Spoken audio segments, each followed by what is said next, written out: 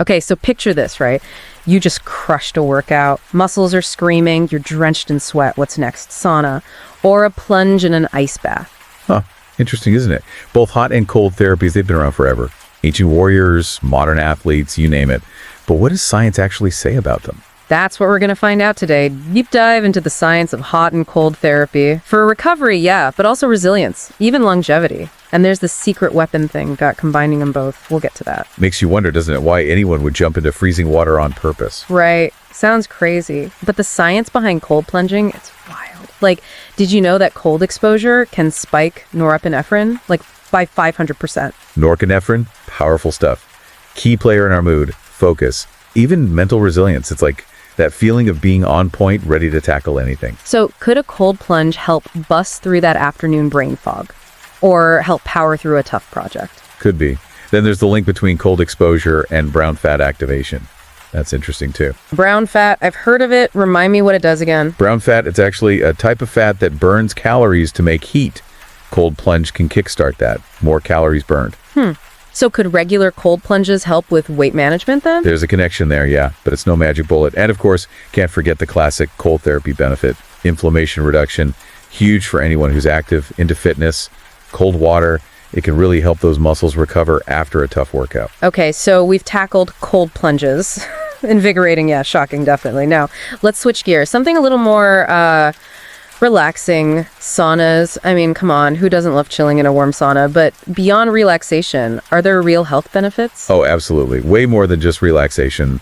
Regular sauna use, it's been linked to a 50% lower risk of heart disease. 50% lower. That's huge, especially with heart health being, well, a big deal these days. So someone could skip their cardio if they hit the sauna regularly. Not quite that easy. Exercise has a ton of benefits that a sauna can't replace. But still, remarkable finding, right? Shows the impact saunas can have on your heart. Makes sense. What else? Well, there's this study from Finland, where else, right? Found that frequent sauna users lived 40% longer. Whoa, 40%. That's wild. Makes you think.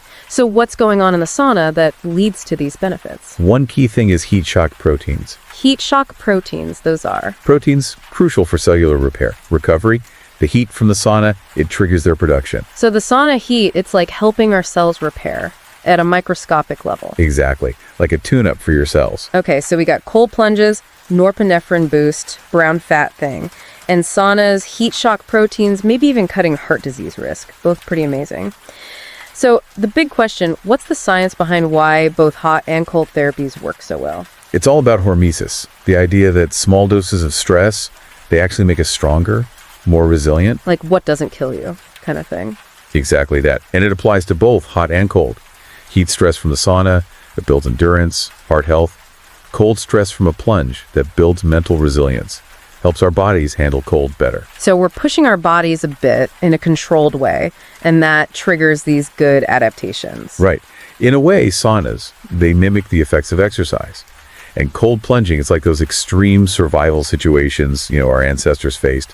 Both challenge us, lead to positive changes. Now, this is where things get really cool, because there's a way to combine hot and cold therapy, like one supercharged routine. Ever heard of contrast therapy? Yes.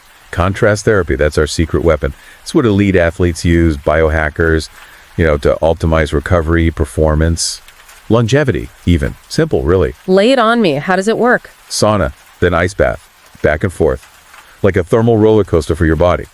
And there's a reason it works so well. Okay, I'm listening. So the sauna's heat, it opens up your blood vessels, relaxes muscles, then bam, ice bath, cold shock. Blood vessels constrict, inflammation goes down.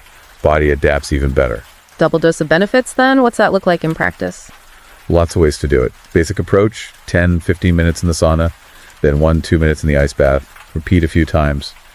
Just the timing to, what you can handle. Intense, yeah. That sounds pretty amazing too. What kind of benefits do people see with contrast therapy? Muscle recovery, or is there more? Oh, muscle recovery is great, yeah. But it's not just that. Energy boost, mental clarity. Some people even say their mood improves, sleep better. So we got cold plunges, mental toughness, fat burning, saunas, heart health, longevity, and then contrast therapy, combining them both, like choose your own adventure for recovery. But before we go too far, maybe we should back up a bit. The history, the cultural side of these practices, that's for part 2, right? Sounds like a plan. Lots of history to uncover, whole world of hot and cold therapy to explore. back for more deep diving. Hot and cold therapy, it's fascinating stuff. You know, it's kind of wild to think about, right?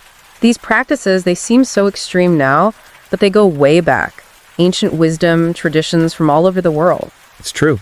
Cultures have known about the power of hot and cold for healing, invigorating, even for centuries, way before modern science figured it all out. We've touched on the science, the benefits, but I'm curious about the history. Where did this all start? Well, saunas, they've been around for thousands of years. Finland, Russia, Northern Europe, that's where the roots are. Finland got to be the sauna capital, right? Pretty sure every house there has one. Pretty much.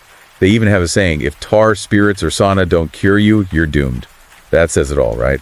Sauna's got serious healing power, they believe that. What about cold plunges? Our ancestors just jumping into icy lakes for kicks. Not for kicks, no. More like survival. Resilience. Lots of indigenous cultures around the world, they've been using cold water forever. Spiritual rituals, physical training, all sorts of reasons. It's crazy to think about, right? Something so extreme to us now was just normal life for them. Makes you wonder what they'd think of our obsession with comfort, huh? It really shows you how adaptable humans are. We can handle way more than we think. That's a big takeaway, I think. Pushing those boundaries, embracing discomfort. It can make us grow, adapt. Physically, mentally, the whole package. Like we talked about the norepinephrine boost from cold plunges, right? That's proof. Challenge the body, improve the mind.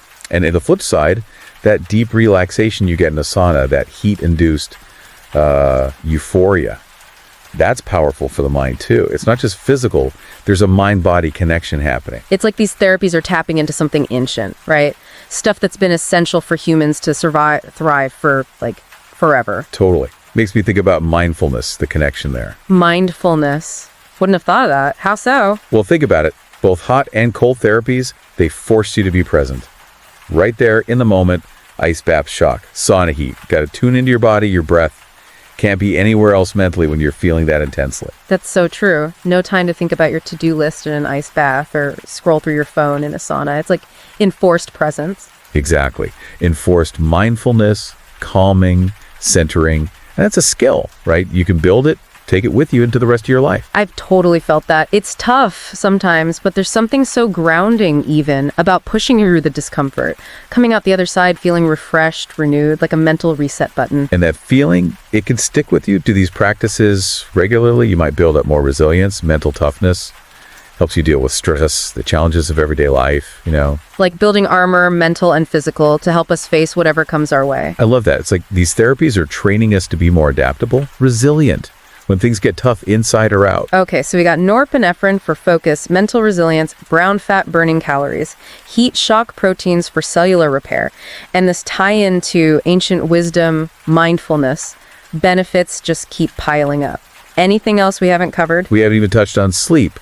Studies show both sauna and cold exposure can improve sleep quality. Different ways, but still. Better sleep. Everyone wants that. How's that work? One idea is that deep sauna relaxation, it helps regulate your circadian rhythm, you know, that natural sleep-wake cycle, like resetting your internal clock. Cold plunges. What about those in sleep? It's weird, but that initial cold shock, it can release endorphins. Calming effect on the nervous system makes it easier to fall asleep. So whether you want to boost recovery, be more mentally tough, sleep better, or just tap into that ancient wisdom hot and cold therapies, they've got something for everyone, huh? That's the cool part. Accessible to anyone, pretty much any age, fitness level.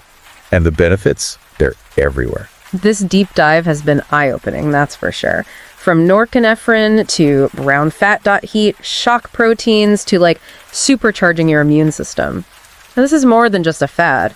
Hot and cold therapies, they're powerful for the body, the mind. And it feels like we're just getting started, understanding what they can do. It's been great exploring this with you. Hope our listeners are feeling inspired to try it out, you know? Embrace the power of hot and cold. Relaxing sauna, invigorating plunge, or go all out with contrast therapy. It's an adventure. Tap into that ancient wisdom. Listen to your body. You might be surprised what you find. So before the break, you were saying something about hot and cold therapy boosting the immune system. Sounds kind of strange, right? Usually getting sick, it's from being cold. But you're saying cold exposure makes our immune system stronger. I know, right? It's counterintuitive. But more and more research is showing that sauna, cold exposure, they both can stimulate white blood cell production. And those are our main defense, fighting off infections. So we're like giving our immune system a workout.